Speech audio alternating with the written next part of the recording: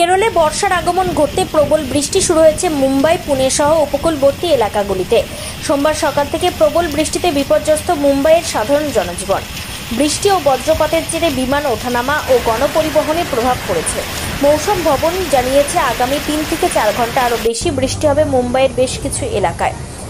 কুর্লা, সায়ন, দাদর ও পারেল সহ বেশ কয়েকটি নিচু এলাকা সবচেয়ে বেশি প্রভাবিত হয়েছে।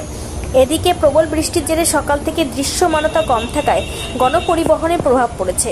এদিকে রেল লাইনে জল জমে যাওয়ায় সেন্ট্রাল, ওয়েস্টার্ন ও হারবার লাইনে ট্রেন চলাচল ব্যাহত হয়েছে। বেশিরভাগ ট্রেনের সময়সূচিতে বদল আনা হয়েছে।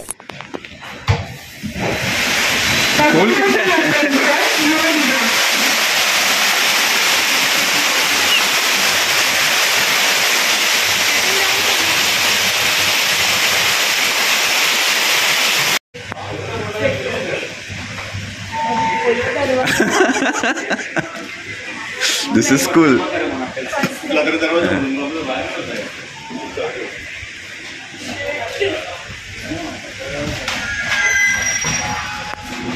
Due to technical reasons,